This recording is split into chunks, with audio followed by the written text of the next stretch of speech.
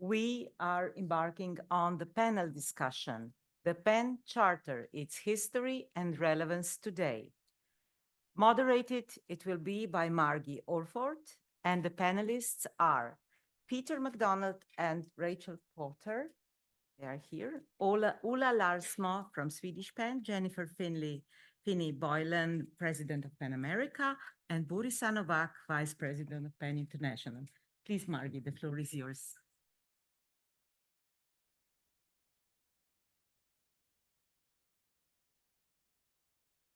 It's red for on.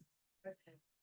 Hello, everybody. It's wonderful to be back at a PEN assembly. Thank you, Boris, for giving me this gift or poison chalice. I'm not quite sure which to chair this very important panel about our charter. I just wanted to quote one of our wonderful patrons and members, Margaret Atwood, who says, war is what happens when language fails. And that was the principle that I was holding in mind as I was coming here and thinking about this conversation that we will have as a panel and from the floor, is what happens when language fails. And then Adania Shibili gave her wonderful address last night about the power and the losses of silence. And part of what I was thinking, just to set the sort of emotional place, I think, where we need to be to have this conversation, is to try to work out the impossible mathematics of loss and pain that people in war situations experience, and that all of us carry with us to a lesser or greater degree. So before we start with this conversation, if we could just have 10 seconds of a silence to feel with the people who are subjected to war at the moment or who have endured it, just so that we listen to what we are saying from that place of compassion and feeling.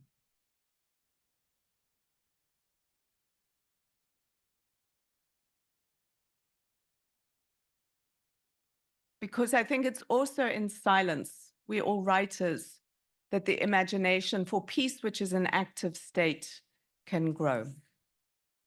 Now, this panel, I'll introduce my panelists in a moment, is to look at the PEN Charter that was born out of the aftermath of war and, in fact, a pandemic as well, the 1918 flu. So many of those elements of society and societal disruption are with us today. It serves as a foundational document that unites writers worldwide and affirms our commitment to freedom of expression, mutual respect, and the exchange of diverse viewpoints. Somebody needs to put their laptop on silence. Today, the Charter remains profoundly relevant as it confronts contemporary threats to world peace, freedom of expression from non-state actors, totalitarian regimes, and illiberal democracies, including the pernicious effects of misinformation and disinformation spread through social media and artificial intelligence. As these threats intensify, the principles enshrined in the Charter provide a crucial bulwark against the forces of hatred, censorship, and falsehood. Our panel is going to focus on the historical significance of the PEN Charter and its ongoing relevance, exploring how this historic document continues to inspire and guide writers and the PEN movement in countering censorship, advocating for world peace, dialogue, and understanding in our increasingly polarized world and hearts. Today, when the world peace and freedom of expression are threatened by all of these, it is the PEN Charter that has remained a vital safeguard against lies and censorship. Now, just before I introduce these wonderful people, many of whom you will know, I thought I would just read the Charter, just so that you have the words in the front of our minds, because this is the thing that has guided us and the people who went before us for more than a century now. And the principles are these. Literature knows no frontiers and must remain common currency amongst people in spite of political or international upheavals. In all circumstances, and particularly in times of war, works of art, the patrimony, and I would like to say matrimony, of humanity at large should be left untouched by national and political passion. Members of PEN should at all times use what influence they have in favor of good understanding and mutual respect between nations and people. They pledge themselves to do their utmost, that's us, to dispel all hatreds and to champion the ideal of one humanity living in peace and equality in one world. PEN stands for the principle of unhampered transmission of thought within each nation and between all nations, and members pledge themselves to oppose any form of suppression of freedom of expression in the country and community to which they belong, as well as throughout the world, wherever this is possible. PEN declares for a free press and opposes arbitrary censorship in times of peace. It believes that the necessary advance of the world towards a more highly organized political and economic order renders a free criticism of governments, administrations, and institutions imperative. And since freedom implies voluntary restraint, members pledge themselves to oppose such evils of a free press as mendacious publication, deliberate falsehood, and distortion of facts for political and personal ends.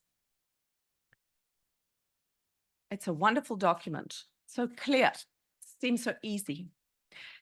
Now, the questions to be addressed today by my panel, I'm going to start over on my left, far left, not quite Trotskyist, but still, is Professor Peter MacDonald, who's from St. Hugh's College in Oxford, who's done an enormous amount of work on free expression and on the history of PEN. He'll be followed by Professor Rachel Potter, who I must disclose was my PhD supervisor at UEA. Model student. She has written a great deal on modernism, and she will be having a look at the PEN Charter as well and what happened in and around the Second World War. Then I've got Finney Boylan, who is the president of American PEN, author of many books, professor of literature at Barnard College in Columbia University.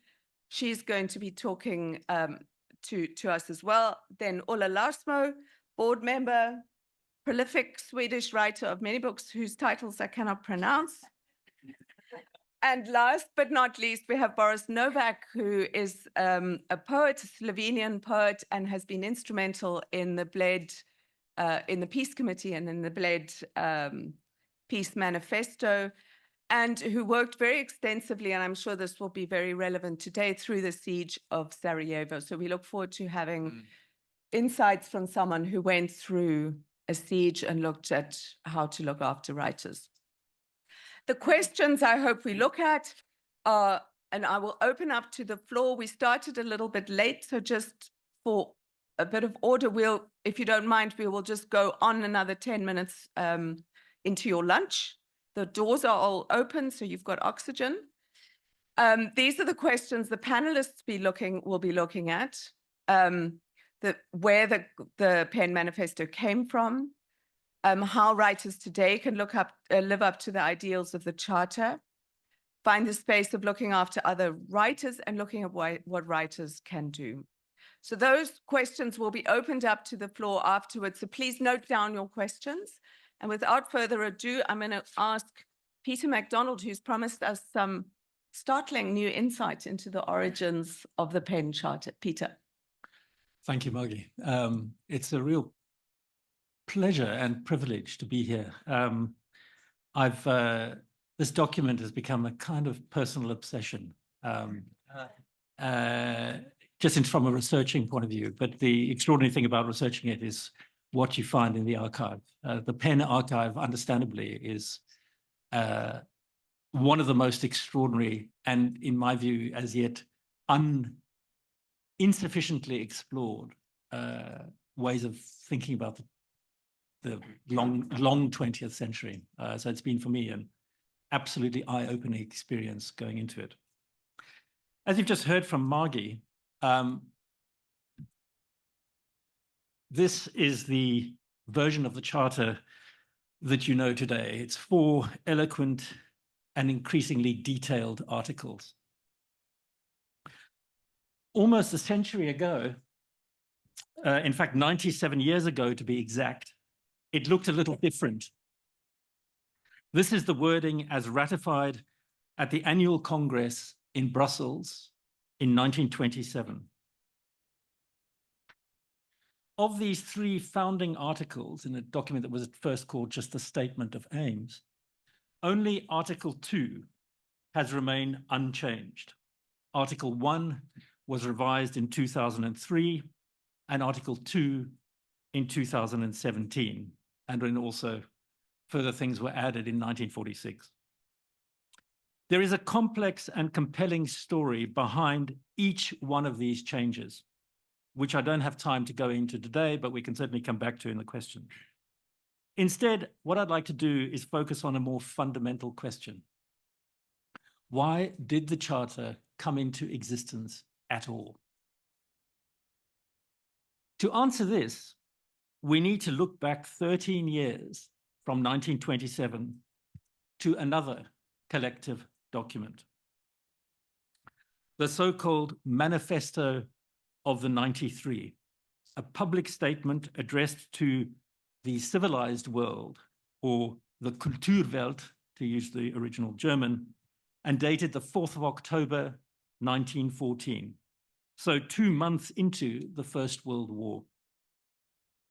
In this document, 93 German writers, intellectuals, and university professors defended Germany's conduct in the initial months of the war.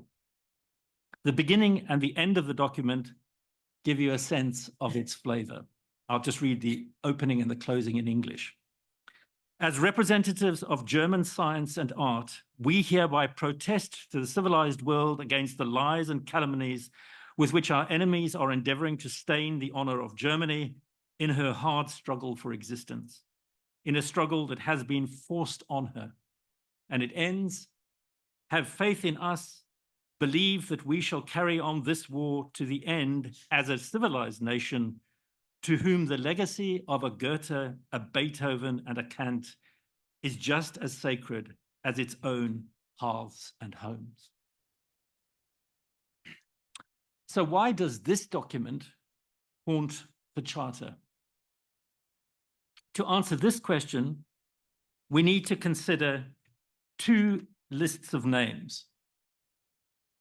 The 93 signatories of the manifesto and the shorter list of 39 names of the so-called 1925 group, the Gruppe 1925, a loose association of younger German writers who mounted a protest at the annual PEN Congress, this event, in other words, then held in Berlin in 1926. In fact, it was the first international gathering of any kind in Germany after the war.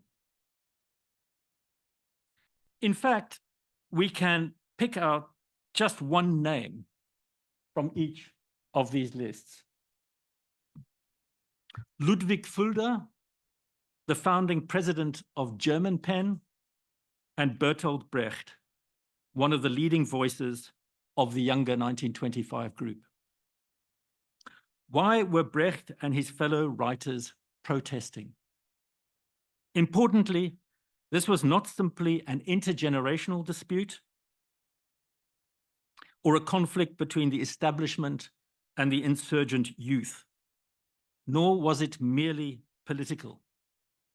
The 1925 group took issue with PEN, and German PEN in particular, because Ludwig Fulda was not only a signatory of the Manifesto of the 93, he was its main author. And in the view of the younger group of writers, as they declared publicly, this was in the press, at the Congress, Fulda was a known warmongerer, in the words of one of them. In response,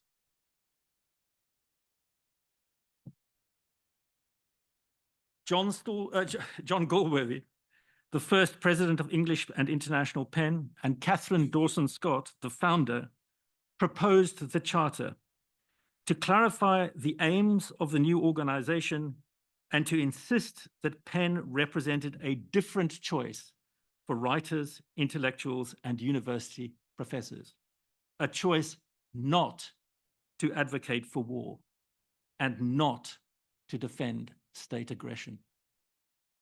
Because, as PEN collectively agreed in Brussels in 1927, literature, national though it be in origin, knows no frontiers and should remain common currency between nations in spite of political or international upheavals. Or, as the Charter has put it since 2003, literature knows no frontiers and must remain common currency among people in spite of political or international upheavals. Thanks very much.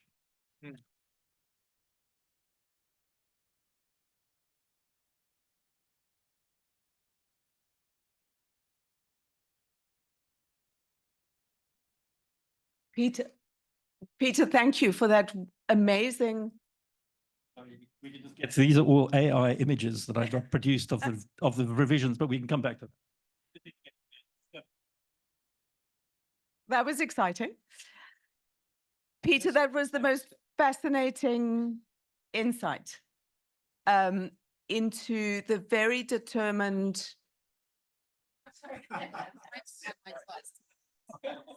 It's typical academics to lower the tone so completely. A fascinating insight into where the origin of PEN, that its first allegiance is to people and to books and not to states, and to always challenge those. Thank you. It was completely astonishing. Yeah. Rachel Potter is going to talk to us next. She and Peter did the most unbelievable work for the Centenary Congress, which should have been here in Oxford and wasn't because of the pandemic. But the work that they've done is absolutely invaluable. And it is in that absolutely enormous book that you could use as a weapon that PEN International is selling. So, Rachel? Thank you, Margie. I'd just like to start by saying it's such a pleasure and a privilege to be here. I've spent many years researching the history, the vast and very complex history of PEN, and looking at thousands of documents, many of which are obviously records of congresses that happened in the past. I've always wanted to come to a PEN Congress for real. So thank you so much, Romana and Margie, for inviting me to talk to you today. The reason I was fiddling with this was that thank you very much. I was trying to get my slide. So looking at the vast history of PEN, one of the things about PEN is that history is one of real debate, often disagreement between PEN members. PEN members rarely agreed on everything from freedom of expression to the rights of writers, etc., or how to define those things. I think from the start, Dawson-Scott tried to create a structure which fostered debate. And I think it's one of the reasons PEN is pretty much the only writers' organization that survived from the 1920s past the Second World War, in particular when a lot of those organizations folded, and continues to operate today. So I've looked at a vast history. I'm just going to talk about one document today. It's this. Now, one of the ongoing debates about the wording of PEN principles and the Charter as it became in 1948 was how to balance the general and the particular. If it's too general, it becomes a bit meaningless froth. If it's too particular, it produces problematic exclusions. And I think the Charter's durability is partly because of its careful linguistic balancing act. And today I just want to talk about the balance between the freedom to criticize and the idea of restraint in what became Article 4 of the Charter, which Margie has so beautifully read out to us today. So while the Charter was finally agreed at the 1948 Congress in Copenhagen, some of the phrases that ended up in Article 4 were introduced and debated at the first Congress after the Second World War, which was held in Stockholm in 1946. This was an extremely fraught Congress. PEN was dealing with the fallout from the war, and specifically the fact that hundreds of PEN members had collaborated with Nazi or fascist governments and occupiers, and had even produced propaganda on their behalf.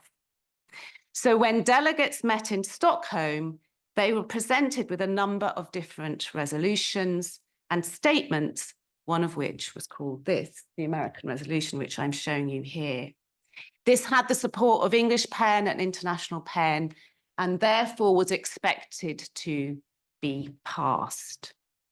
The first thing I want you to look at is the phrase in Article 2. I'm going to go in a bit closer.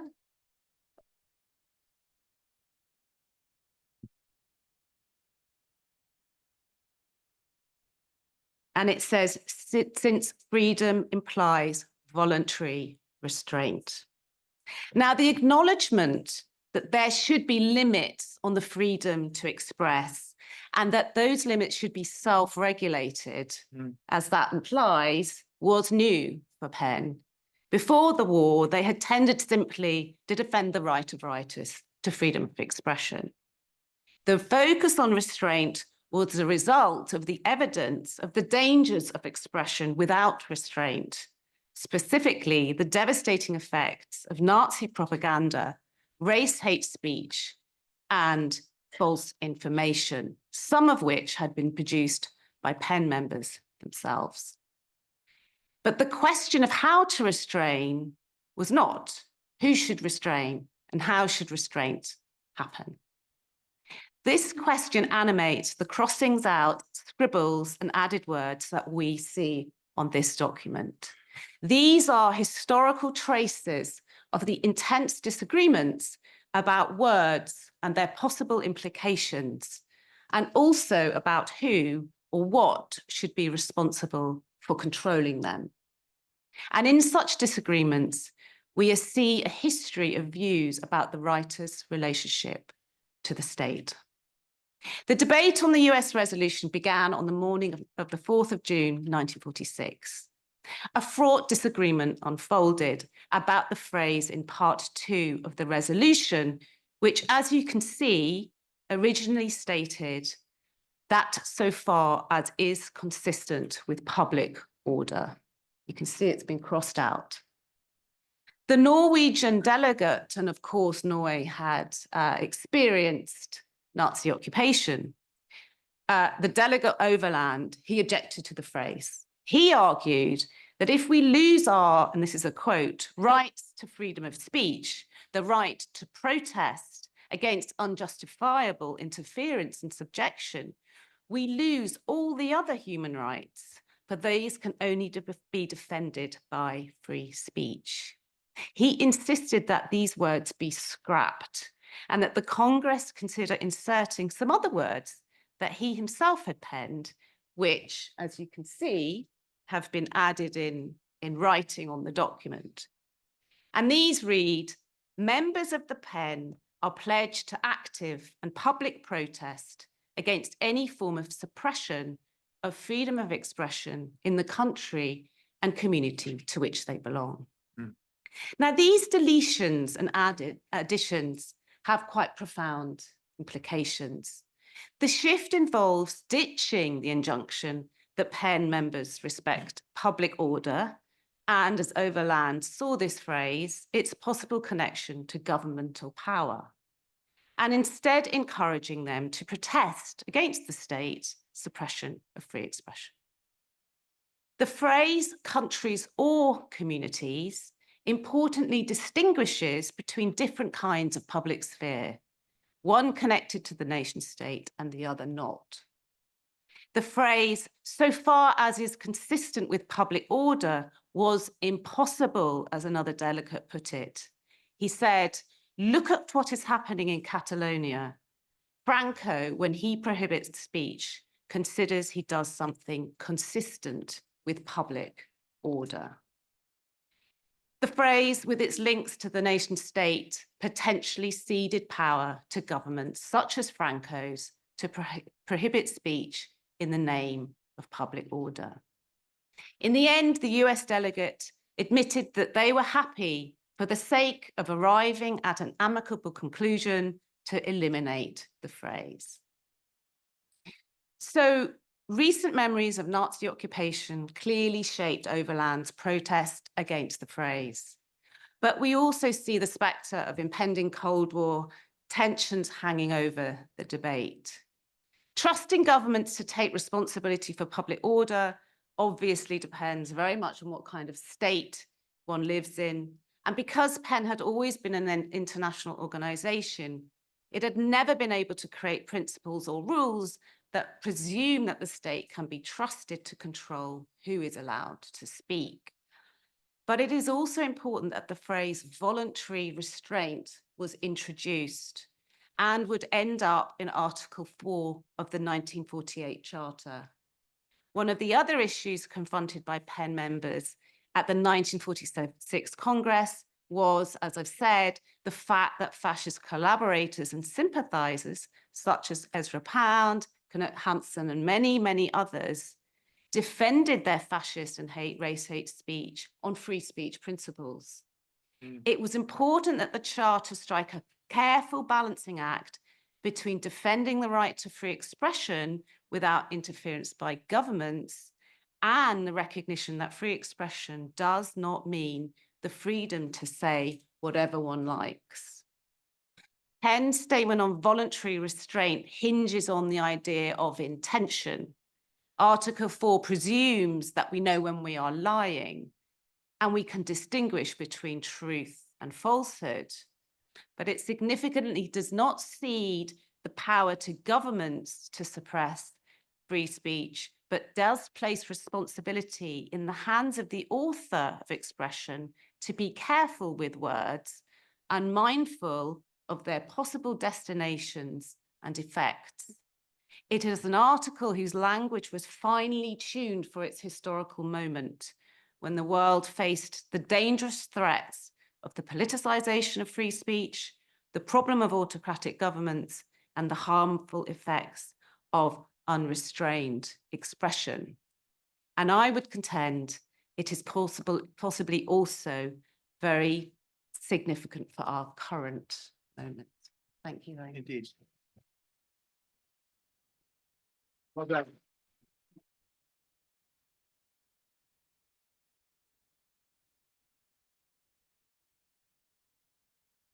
Thank you, Rachel. That was also completely fascinating. And I'm so struck, as you concluded, with how it frames the conversations we're having now, some of them on mendacious publishing and lies, which Ola will be speaking to, I hope, and this kind of constant crisis in PEN. And it reminds me that we have to keep in mind so clearly, it's not difficult as a South African who grew up under apartheid, that what is legal is not always right, and that what is illegal is not always wrong. And that, I think, is very much the line that PEN members, and certainly my own experience as a PEN activist, has been navigating that line with thoughtfulness and self-restraint. Also, thank you very much for bringing up that resolution that PEN American, as it was called then, brought up in 1946, and the conversation then, because our next speaker is Finney Boylan, president of PEN America, and I think the first one to visit for a PEN Congress for quite some time, so welcome.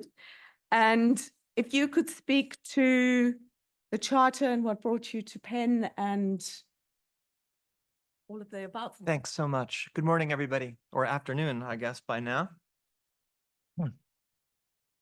At the 2008 PEN America Literary Gala, American author and Nobel Prize winner Toni Morrison spoke to the assembled delegates. "What I dread," she said, "is the erasure of other voices, of unwritten novels, poems whispered, swallowed for fear of being overheard by the wrong people, outlawed languages flourishing underground, essayists' questions challenging authority never being posed, unstaged plays, canceled films. That's the nightmare. It's as if a whole universe were being described in invisible ink. Certain kinds of trauma visited on peoples are so deep, so cruel, that unlike money, unlike vengeance, even unlike justice or rights or the goodwill of other, writers can translate such trauma and turn sorrow into meaning, sharpening the moral imagination. A writer's life and work are not our gift to mankind. A writer's life and work are its necessity.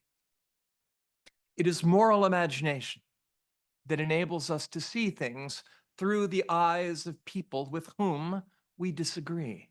It is moral imagination that enables us to find compassion for those for whom we may have had no language. It is the moral imagination central to the work of poets and essayists and novelists and translators that can open hearts and change minds and do just what the PEN Charter commands, which is to cross frontiers using the power of story. As it turns out, not every frontier that needs to be crossed is a border between countries.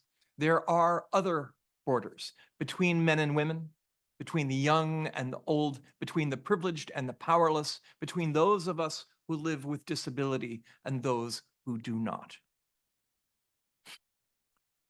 7 years ago, I lost most of my hearing in a freak accident. Since then, I found that it's sharing the story of what it's like to go through such a sudden and traumatic change that has, more than anything else, opened the hearts of other people to the lives of someone like me.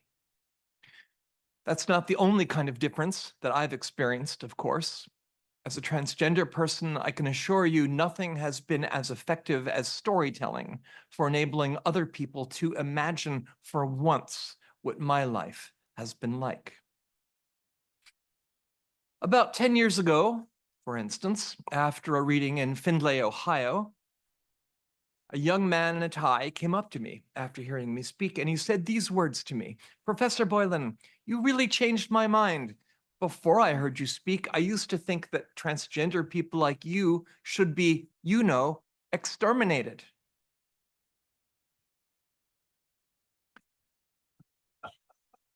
Thanks. That exchange has come back to haunt me in the last 6 months too, because the world continues to be filled with individuals who think I should be exterminated from countries all around the world, including Texas. I would like to think that some of those minds might be opened by reading my own book. But in many of these places, including Texas, my book is now banned. Opening people's hearts using that power of the moral imagination described by Toni Morrison is exactly what authoritarians fear. They can murder the innocent. They can destroy universities and museums. They can lay the world to waste. But they cannot destroy ideas. That's why PEN America has devoted its resources, in concert with PEN International, to aiding writers at risk around the world. That's why PEN America is fighting book bans in the United States. Over 3,000 such bans in our country at last count. It should surprise no one that most of the books being banned have to do with the lives of queer people and people of color, people whom fascists and authoritarians see as something other than fully human. It is worth acknowledging that these same authoritarians have had no qualms about using the right to free expression as a way of justifying their right to fill our minds with their lies. those who would debate the limits of free speech in the US at this moment would do well, in fact, to consider the PEN Charter, which simultaneously calls on PEN members to defend freedom of expression, to stand against hate, as well as to oppose what we would call disinformation or mendacious publication. Now, there are those who would tell you that these goals are incompatible, that you can't fight against lies and hatred without limiting others' right to free expression. But again, consider the drafters of the Charter who saw these principles as essentially intertwined. We cannot ensure the equitable enjoyment of the right to free speech if we do not also fight the bigotry and discrimination that can chill and silence those whom it targets. We cannot counter hate and inequity from the campaign trail to the university campus without ensuring that everyone from the powerful to the powerless has the right to free speech. So, what does the PEN Charter mean then in the 21st century? It's a cry for justice, a command that we continue to fight to enable writers to continue to tell the stories that will bring about understanding, to make sure that no one, as Toni Morrison feared, has to tell their stories in invisible ink. In American Sign Language, the sign for transgender used to be the sign for sex, which is a curved finger like this drawn down across your cheek, then rotated 180 degrees to suggest this kind of elementary reversal of sex. But one of the great things about ASL is that it is a living language. So in more recent years, a new sign has been created, which is the fingers of the hand facing downward over the heart like a closed flower. Everybody do this, but take a little flower like this, put it over your left breast or chest or whatever you have. Rotate it upward like this so that the petals open up, okay? And then you place the petals back over your heart with the flower facing in the right direction. Okay, one more time, ready? Go. Okay, once, ready? I can't understand you if you talk that quick. So, and I mentioned this just because, okay, this is the sign for transgender, but it's also what we do as writers, isn't it? All of us, this is the English professor talking, all of us have something in our hearts, right? That, like a flower, that cannot flower because it's in the dark. What do we do as writers? We bring that thing in the dark out into the light. So there, look, the petal's open. Now it goes back in your heart, facing the right direction. So, okay, transgender, but also that is all of us. Anyway, this is a sign I didn't used to know because I didn't have to. I know it now. You do too. When I called my wife, by the way, on the way out of my doctor's office to tell her that my hearing loss appeared to be permanent, my throat closed up and I began to weep. I said, "I'm so sorry you have to be married to somebody like me." "Jenny," she said, "I stayed with you through the gender thing. You really think I'd leave you because you have hearing aids?"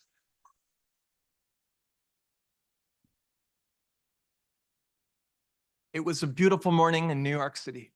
I was surrounded by honking taxis, chirping birds, kids shouting. I said, "What?" Thank you.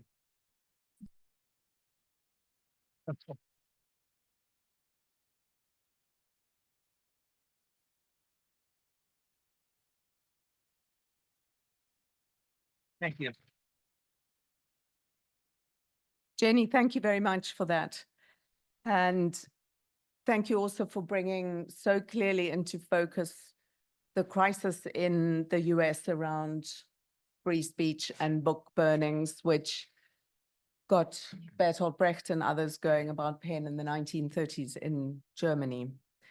I just wanted to add a little thing there about the adaptability of the charter, if I may, to add on to what Peter and Rachel had been telling us. Those of you who've been around the PEN block a few times will know that there have been other changes. And in 2016, in the Congress in Bishkek, and then it was ratified later in Lviv, one of the pressing issues for PEN were issues of sexuality, of gender orientation, of transgenderism, and also of women's rights and feminism. And there was a very long 2-year debate, you will remember, some of you, around how to address the change in the world to a change in our charter, which we felt was necessary. And in that year, the 1946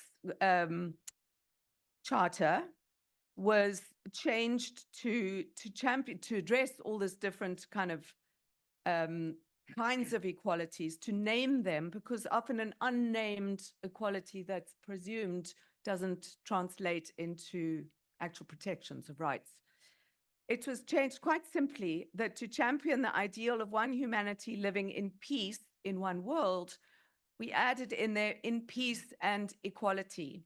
That word we felt was enough to encompass the many different inequalities that there are in the world and that writers face. But I want to pick up and turn to Ola Larsmo now,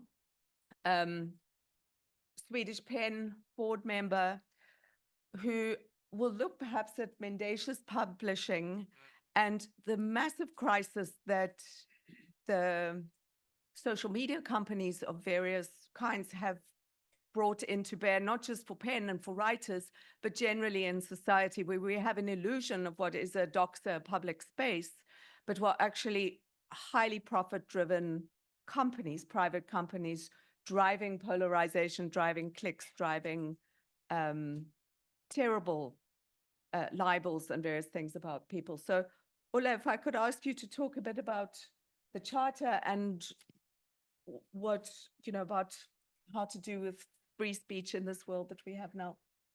Yes, I would like to start out by thanking you both, Peter and Rachel, for the magnificent work that you have put into the book. I translated it into Swedish, and I thought I knew PEN history, but I understood that I just sort of skimmed the surface a bit. So thank you for that effort. And the things you showed us in the chapters in the book is that the charter is, as that's been said, a living document, but it's also an accumulated experience and a sort of collective wisdom that has been collected over the years and through terrible times that even transcend the terrible times we're actually living in right now. But Margie asked me to address the special issue of hate speech, and that is something that we have been working with very much in Swedish PEN over the years. And I remembered a debate I took part in at the Swedish Embassy in London 7 years ago on the subject of hate speech, when I ended up in a rather heated discussion with a representative from the organization Index of Censorship, which is in many ways a sister organization to PEN. And I won't mention his name, but he said, I think perhaps to provoke me, that, well, hate speech, we're for it because we're for freedom of speech and therefore we must defend hate speech. And if we look at the charter, I would say that that is not the PEN position. That is not the position that has grown over the years through experience and through hardship. As has been pointed out, not least in paragraph 4, we pledge to work against hatreds of all kinds and have a common vision about equality and one humanity living in one world. So the thing is, we pledge ourselves to defend freedom of speech in our countries and wherever we are as one of our main goals as PEN members. But we also pledge to work against that kind of hatred that in its most sort of specific form today is hate speech. This might sound very, very abstract, but we all know that we are living in a world where countries and organizations and groups are using hate speech on social media and propaganda in many, many ways with the really, really clear goal of polarizing us and putting us in different camps in so very many ways. In Sweden, this has taken rather ugly forms, I would say, on Swedish social media, where we have troll factories of different kinds. We have, for instance, propaganda emanating from Russia, as it is, trying to polarize Sweden. But it was also one of the parties in the Swedish parliament, the Swedish Democrats, an extreme right-wing party, was exposed this spring as having their own troll factory, giving out like 10 or 20 identities to every sort of user they hired, to trying to sow hatred and polarize the Swedish opinion in different ways. That was one of the main scandals in Sweden, political scandals in Sweden this spring. And just before we left for this Congress, another scandal erupted. That was the representative of the same party, the Swedish Democrats, who also was the chair of the Judicial Committee of the Swedish Parliament. And this is no sort of small position to have, was exposed as having shared on social media images that claimed that all Muslim immigrants were rapists and arsonists. And he is now indicted for defamation, which I think is very important that this is really tried in a court of law. Of course, when this scandal erupted, the response from his party friends and other sort of people who voted for the party was that this was an infringement of freedom of speech. So if you're not allowed to point your finger at a minority and say that they are criminals or dangerous people, then you are infringing freedom of speech. What should we then do from a PEN position? Should we try to write new laws, support new laws that infringe freedom of speech? Or is there another way that is the PEN way? When I was president of PEN Sweden, I tried to adopt the position that if you pledge yourself to defend freedom of speech, if you say that people are allowed to say things, as the saying goes, that you should defend the freedom of speech for people who say things that make your blood boil. That's a famous expression. I think that you also pledge to defend the very values that they are trying to diminish. The values that are really formulated in paragraph 4 of the Charter, the idea of one humanity living in equality in one world. So I think if you pledge yourselves to defend freedom of speech, as we all have done in this room since we stand behind the Charter, we have also pledged ourselves to defend the very values that are written down in paragraph 4 of the Charter. So we can't do the one thing without doing the other. And I think this is very important. I think also I'm very happy to hear that we are of one mind here on the panel. And I think we all are when it comes to this. I would just like to end with my favorite quote of William Blake. As you know, at the center of almost all hate speech, and certainly all racist hate speech, is the generalization. You always generalize when you say people are like this kind of people are like that, or whatever. And William Blake wrote already in 1820, I think, a quote that has been very much on my mind. He said, "To generalize is to be an idiot." And I think that's very much to the point. And Blake continues to say, "To particularize is the alone distinction of merit." And I think that is what literature is about. It's about distinction. So on this note, I would like to hear your thoughts on the fact how to defend the values that is sort of crystallized in paragraph 4 of our Charter. Thank you very much.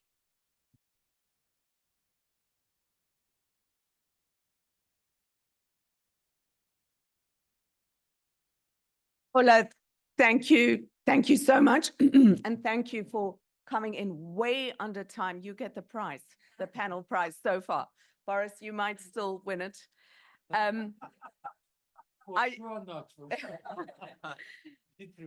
I think that we will come to these questions. I just want to assure you, I'm sure not all of you could see these documents when they were up here because of the lights and stuff. I will just ask that whoever's in charge of mass communication gets you Peter and Rachel's images that they gave you and perhaps their presentations if you would like, because they're so helpful. Before we go on to Boris, I just want to quote, see if I can up Blake. My favorite character in England is Jose Mourinho, the soccer coach. And he recently got hauled up to a panel looked like this. In fact, I'm feeling a bit like Jose Mourinho myself at the moment. And he'd done something devastatingly rude again, as soccer persons always are doing. And he sits down and he says, I must apologize. I was rude, but I was rude to an idiot. And when Ola said his thing about Blake, I thought, yes, we should all be a little bit more rude to idiots, perhaps. Boris Novak is our last speaker on the panel, and then we will have a little bit of back and forth and go to some conversation about all of these issues. Boris, as I'm sure you all know, is a Slovene poet and has been instrumental in the Peace Committee and also in the Peace Manifesto. And I just wanted to, this adds a little bit to how we understand the Charter and how it works. There've been a number, the Charter has remained almost unchanged. I think there've been 2 or 3 changes over a century. But in areas where we've needed to, where PEN as a body has needed to augment rights and be more specific, there've been a number of manifestos. The literary translation one, for example, in which specific needs about language and protection has been carefully thought through and added. The Peace Committee, a document which is devastatingly apt for the current time, is another one. And then the Women's Manifesto, which addressed the sort of silencing of women. So in some ways, the kind of flexibility of the Charter has also been in these augmentations or in parallel areas which are born from the Charter and which then focus onto specific ones. But Boris Novak was very involved in PEN during the time of the Balkan Wars from before, but then the Balkan Wars, and particularly in the siege of Sarajevo. And I thought we would end with Boris's contribution of working with writers enduring a siege and that dreadful civil war in the heart of Europe only 5 minutes ago, it feels like, to give us some guidance as we go into the discussion about what they did and how that was formed. So Boris, if you want to beat Ola on the discussion of peace, which I really think is a state of mind. Absolutely won't be able to compete with him. I'll be much longer, for sure. Okay.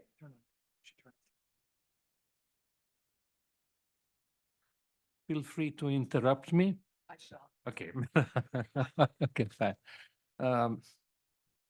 Margie was several times at the Lake of Blood, which plays a role in the whole story. Many of you were there. It is an idyllic lake, and one would never say that it could be affected by the war. In the last evening of the last conference of Bled in May 91, we saw all of a sudden tanks of the Yugoslav army on this narrow alpine roads in this idyllic place. When the attack of the Yugoslav army started, I wrote immediately to International PEN. And here I would like also to draw your memory back to the times when membership in International PEN was crucial and was a protection for dissidents. So let's say my friend and my predecessor as a president of the Slovene PEN, great writer, Drago Jančar, who was in prison, he was happy when he became a member of PEN because it meant actually a powerful international protection.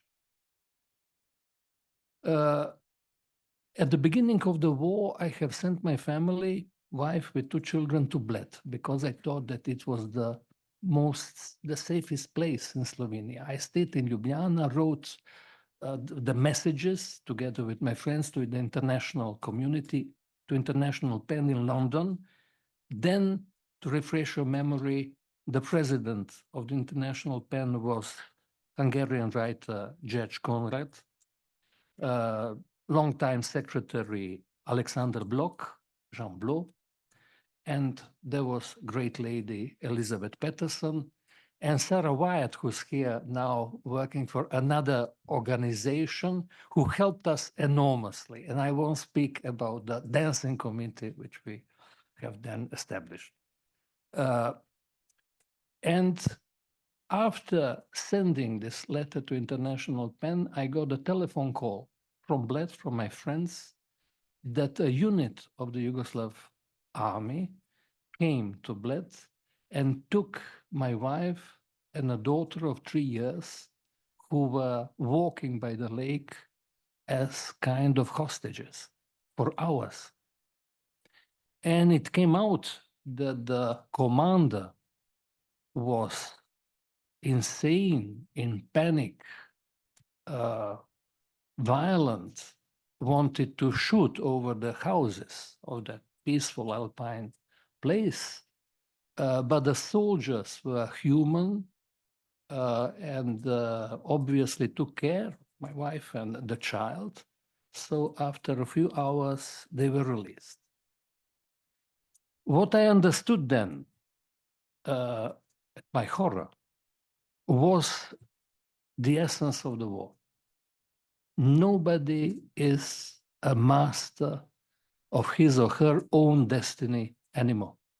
Anything can happen. I must say that letters coming from London of support were of enormous moral importance for us. So that was the beginning of our cooperation, which then grew to one of the biggest humanitarian efforts of International PEN. Already in the summer and early autumn 91, refugees, writers from different parts of the former Yugoslavia started coming to Slovenia. The first one was a great Croatian poet, Luko Paljetak, who died a few months ago, unfortunately, with his wife. Then came a very brave Montenegrin poet, Jevrem Berkovic. Then a journalist from Belgrade, Rajko Đurić, who was the founder of the Roma PEN Center. And then many, many others. So we gathered forces, started raising money among members, and we helped all those writers, refugees. When the war in Bosnia was launched and the siege of Sarajevo started, we concentrated our efforts on Sarajevo. And the first list that we had of writers who were for sure in the besieged city had 10 names. Then we had contacts all the time and got many, many information. So I believe that during the war, we knew better who was in Sarajevo than people in Sarajevo itself, because of course, of the pressure of the war. So at the end, there were 13 shipments bigger shipments of money. And so we helped 145 writers and many other artists, intellectuals, professors. So altogether, it covered approximately 450 people. For the writers, average amount of money that they could get was about 1,000 German marks. That was the currency at the time. And it meant actually 10 average Bosnian salaries at the beginning of the war. So it was an amount which helped them live. But of course, at a certain point, Slovene PEN could not, of course, carry all this burden. So then we asked international PEN for help, and it was really generous, magnanimous. So then we started building the whole operation. There were many PEN centers involved. At Congress in Vienna and then Barcelona, where Carles Torner was, and he was helping us a lot. And in Rio, we actually worked in such a way that Slovene PEN was in charge of this humanitarian help. And then we actually changed it in such a way at the Congress in Santiago de Compostela, that was the 60th Congress in September 93, that we founded the so-called Sarajevo Committee, ad hoc committee, in which 32 PEN centers were. There was a great help from Austrian PEN and other Austrian organizations, from American PEN, many, many other PEN centers. Thank you once again. We helped with organizing operations, also help a lot with children. There were many, many forms of help, also protestations. To give you just a small idea what it all meant, and that is a story which ended happily. There was a Bosnian poet, Amir Talic, who was imprisoned in Banja Luka. So we got protestation letters, and then by coincidence, I got the private address of the director of the prison. So then I went to the special bus from Ljubljana to Banja Luka, because it was clear to me if I send a letter through the official post, that censorship would simply seize it. So I went there, I bribed a passenger, and he then posted it in Banja Luka. Amir Talic was released in 3 days.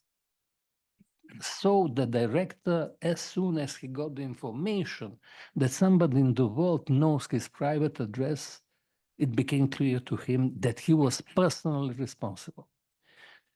Of course, there are other stories which were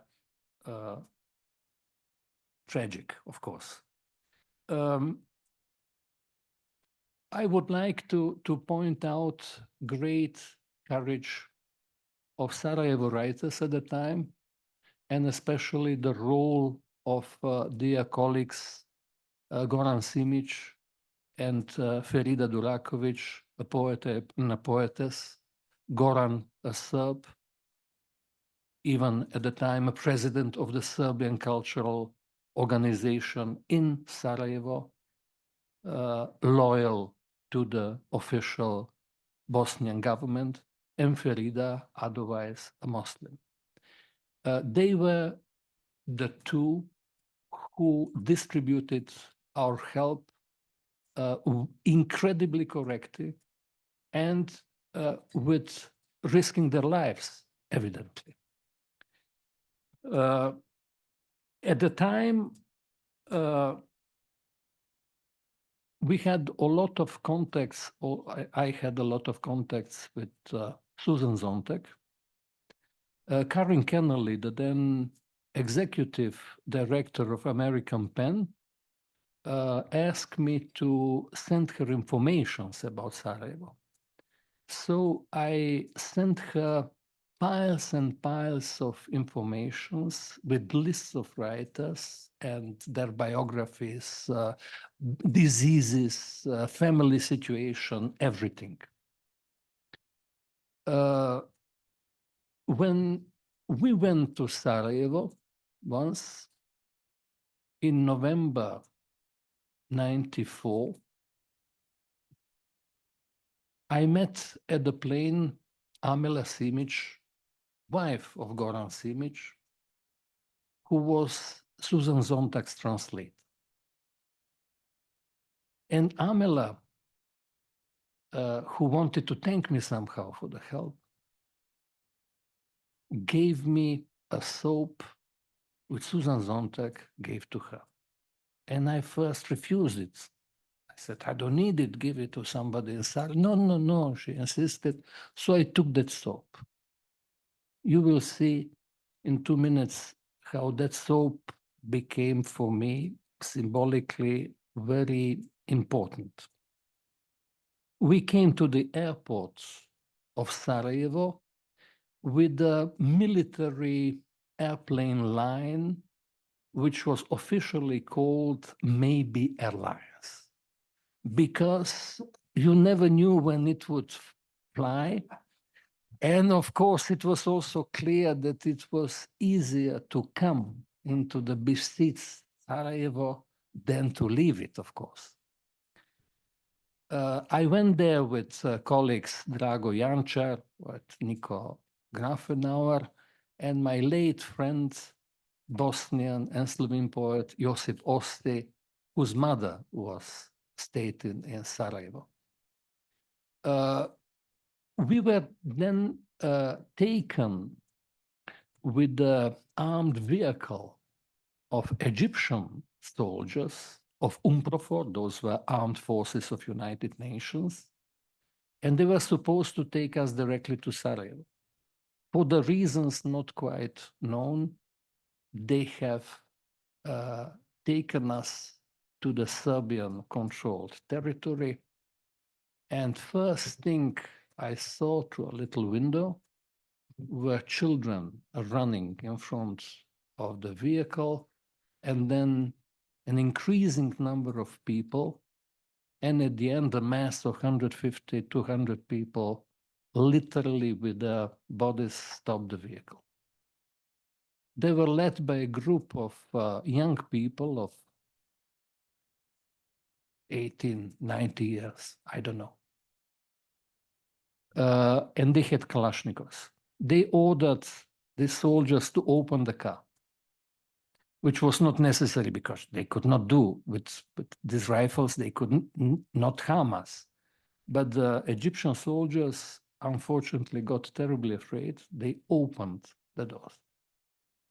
And there was a problem.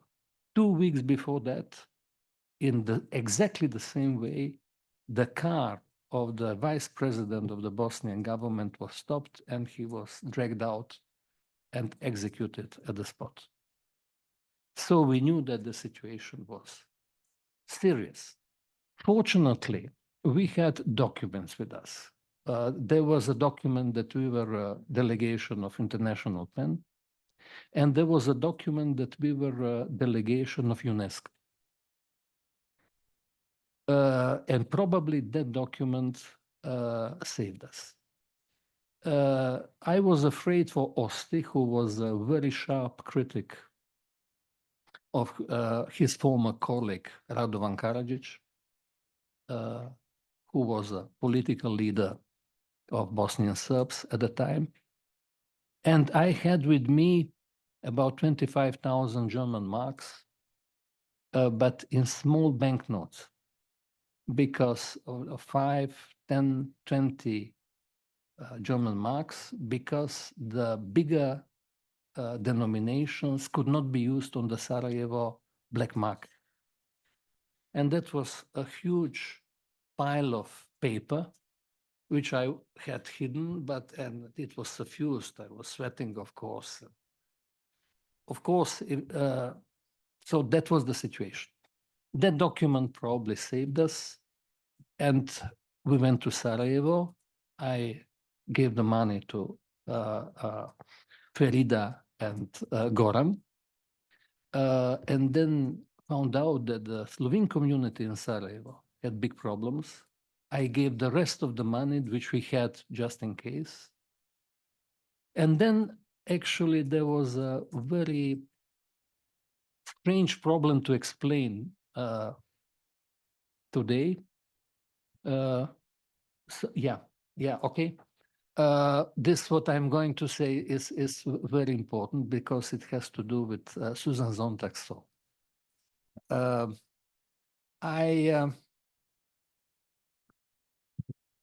We were embarrassed because Sarajevo people gave us food and good food, and we knew that they didn't have it. So there was a question how to deal with it. So what we did was eating a little and letting it then there so that they could take it home to their children. The lady who was cooking for us, a silent Bosnian lady, she was very, very kind. And then I did not have anything to give to her. And then I gave her this Susan Sontag's song. And 5 years later, in the Sarajevo was liberated, peaceful. Once I came for a reading, and there was this silent lady waiting for me at the end, and she thanked me for that. So that is, let's say, one of my dearest memory of those terrible years.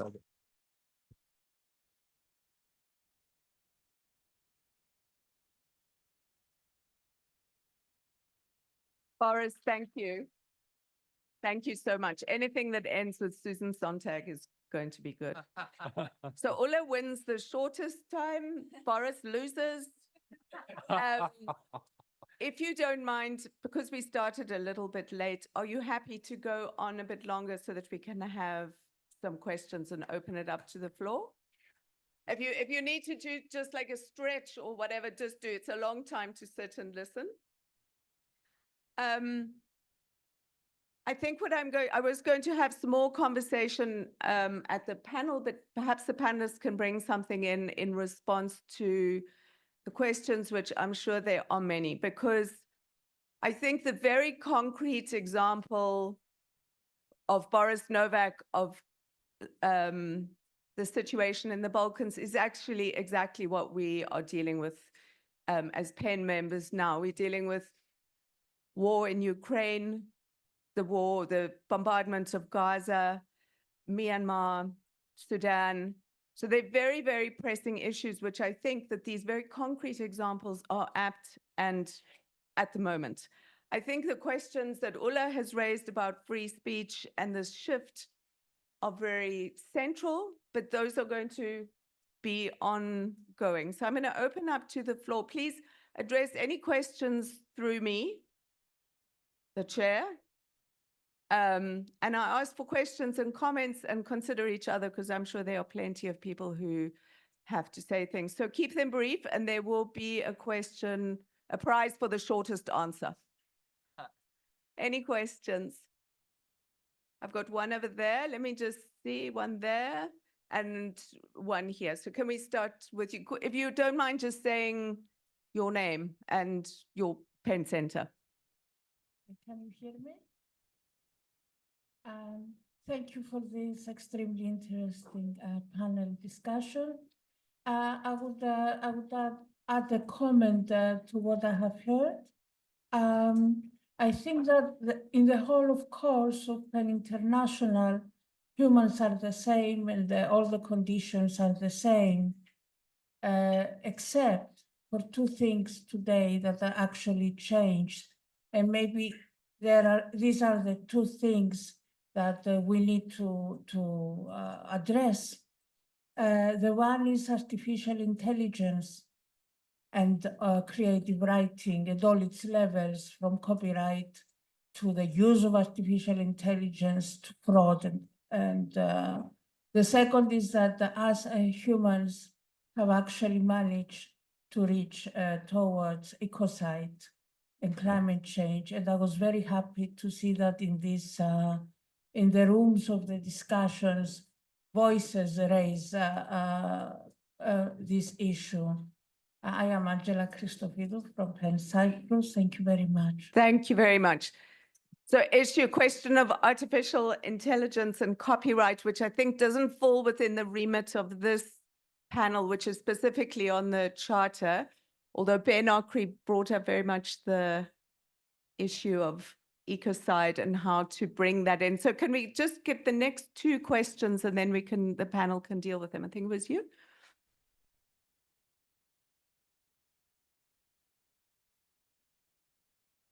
I would like to thank Boris for his profound testimony about his experience.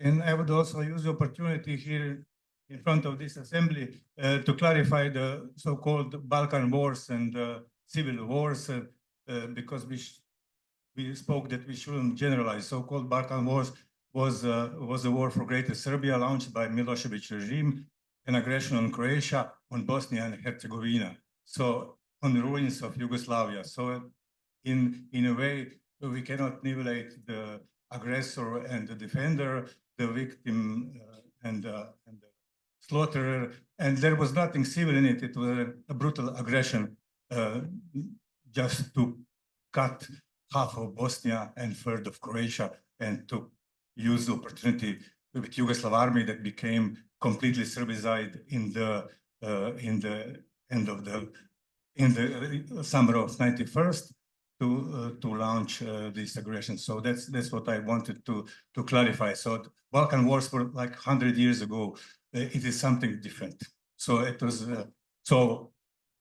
we have to be human towards the people who were defending their homes, their cities, Sarajevo, Vukovar, Zadar, Dubrovnik, and everywhere. So they are not the same. They were in their homes and they were attacked, and they had no arms, and they had to fight thousands of hundreds of tanks, just like people in Ukraine do now.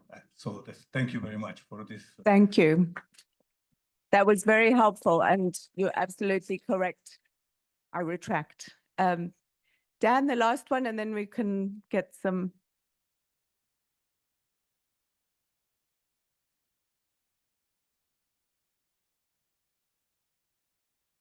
Thank you. Caroline Stockford, PEN Norway. Oh, and so Wales just, PEN. yep.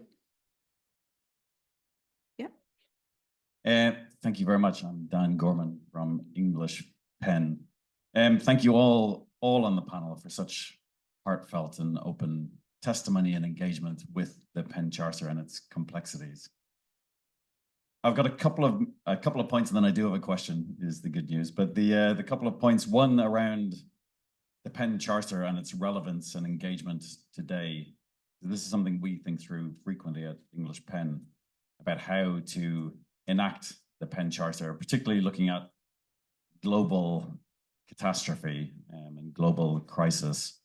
And the way that we engage with this is by relying on the incredible resource that we all have, which is PEN International, that incredible staff team, which we all applauded earlier today. Because we at English PEN don't have the expertise to be able to take a position on multiple terrible, egregious human rights violations around the world. And we have the resource at our hands, which is PEN International. And so we tend to look in that direction to see how we can best amplify their work in the spirit of the PEN Charter, and use that to amplify it in the UK and in England specifically as English PEN, because that's our domain. Similarly, around hate speech, and Ola, your point was very well made and very well received. we are very happy and proud to be a signatory to, there was a statement done in 2020 on harassment, which PEN Sweden also was a part of. And I was just and I think it really stands the test of time, although it's set within the time of the terrible pandemic. So actually, I think potentially there's some, oh, maybe a note's back. And there's some updating that could be done for PEN, because that's quite clear in terms of defining the line, because a lot of this is around defining where your line is. And as an organization, the charter says that we have a line, but it doesn't quite define what that line is. And so within that statement, it says, we support the right to hold and express strong views, provided that such expression does not undermine the internationally recognized human rights of others, incite hatred, nor engender the threat or use of violence.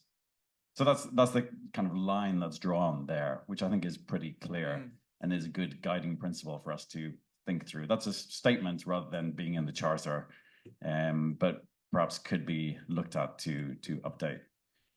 And then my question, which is potentially a can of worms, but it's probably one worth opening at this point, is yesterday, for those of you who are in the Writers for Peace Committee, there was an incredibly powerful discussion, a panel discussion with Ahmed Al-Nouk, Hanan Awad from PEN Palestine, and Miri Weingarten. And one of the questions they were asked was around it was specifically around the situation in Palestine and Israel.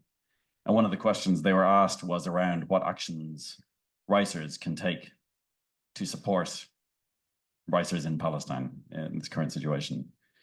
And actually, Miri everyone came up with really valid points and incredibly useful suggestions. And for Miri, there was a number of suggestions, including naming what we're seeing, joining calls for to stop arming Israel, calling for access to Gaza, and then also boycott, divestment, and sanctions. And this has been a question, I think, within PEN for a long time, as in, I'm thinking back to apartheid era South Africa, but also more recently around state-supported actors from Russia and this call from within Palestinian civil society to boycott state-supported individuals and institutions in Israel. And I think it's something we haven't necessarily cracked as a movement. I know we're already over time, so maybe now is not the time to do it, but I want to bring it into the room, and I really welcome any thoughts from the panel on that. Thank you. Thank you, Ben. Can of worms for lunch. The question really is, what do we do with the charter? How do we rally it for the current moment, for what we're all dealing with as PEN centers? So I think Ola wanted to make a response, and if there are any other responses, especially or from the audience as well to Ben's suggestion. So Ola? Yes, I just wanted to pick up on what Dan said about that statement. We're all very sort of acquainted with the quote by Heinrich Heine about where there are burning of books, there will soon be burning of people. It's in the square in Berlin, and I think many of us seen it.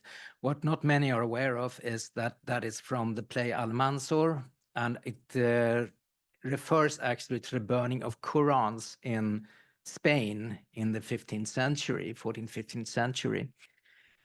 We had a terrible outbreak of debate and actually really violence in the streets when a refugee in Sweden started burning Qurans in public, and he's turned out to be connected to the Iranian security forces. You all can sort of understand the connections there. In the wake of that, there was a strong movement in Sweden for banning the burning of books, of holy scriptures like the Quran. And I felt very strongly that PEN couldn't sort of second a ban on burning of books, even if we are opposed to the burning of books, simply because that would infringe on freedom of religion. But I felt that taking that position, I also had to write publicly why it is hateful and wrong to burn the Quran in public, and why everyone should say that that is wrong and it's defamation. So my position was really, we can't have a ban on burning of books, but we have to tell everyone why it is wrong. And that is how I felt that the charter should be implemented. So if you take the position to allow people to say terrible things, you also take on the responsibility to say why these things are terrible. And I think that is the PEN position, and we should all sort of consider that. Ola, can I follow up on that real quick? I know we're all ready to get out of here, but we were having this conversation actually before we started here, and we were struggling with the question of how do we balance the right to the right of people to express themselves, including to have hate speech, against the fact. The thing I'm trying to get at is an imbalance of power, and that so often, and I'm looking at my own country now, where it's people in power who are saying lies. There's people with power who are, spreading misinformation, and whose words are oppressing LGBTQ people and people of color and immigrants in my country, and it's all of those people are people who are generally without power. And so we want to defend the right for everyone has the right to free speech, right? But not everyone has the equal right to be heard. So it's generally people in power who are often lying and expressing hate speech. And it is the powerless and the maybe not the voiceless, but the people who are hard to hear, who are being oppressed by that speech. So how do we balance that? Do you have a response to that conundrum? You want to rephrase that, Margie? I don't want to rephrase it, but I think that there are some other questions. This is a very long PEN question that's been going through many congresses. And I think that what we have at the moment is dealing directly with war. With Boris ending the panel stuff, the questions around Elon Musk and various other embarrassing South Africans that we have to look at is a long one, and I think there's more scope for this discussion. I think Nadia had a question. It was a good question. It's a good question.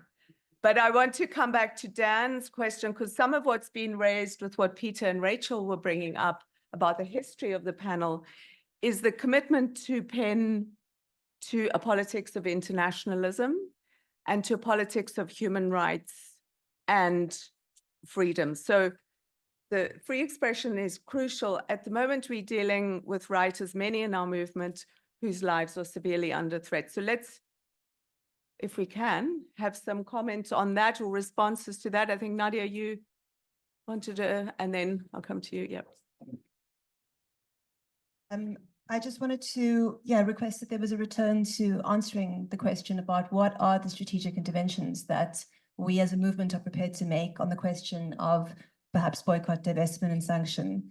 And I think, Peter, you'd be able to speak to this with greater knowledge than me about the history of PEN in calling for a boycott against apartheid South Africa. As far as I understand, the boycott call was not successful. And PEN South Africa, which was largely a white organization, almost entirely a white organization at that time, at the height of kind of the most pernicious implementation of apartheid laws, insisted that they not be boycotted, and in fact used the PEN Charter as a reason to defend themselves against a boycott. And I believe that it was Arthur Miller, who was president of PEN America, who aligned himself with the anti-apartheid boycott along with the other playwrights in America at the time. So there is, in fact, a history of this debate unfolding. And as far as I know, there is largely an agreement that PEN was not on the right side of history and not implementing a boycott. So perhaps there is a larger conversation to be had. Peter, yeah. I'll just say one quick thing in response to that. I think the two key things to my mind that stand out from the Charter. The one is, I think it's in a sense why I decided to make the contribution I did. The one is that actually it represents an active choice on the part of PEN. There's a way in which the Charter can make you think, and we often think about writers, that they're somehow naturally always on the right side of history. Actually, the Charter is a document intervening to ensure that there's a way of being there is another way than aligning yourself with the state or whatever big power or whatever it is. Well, that's one thing.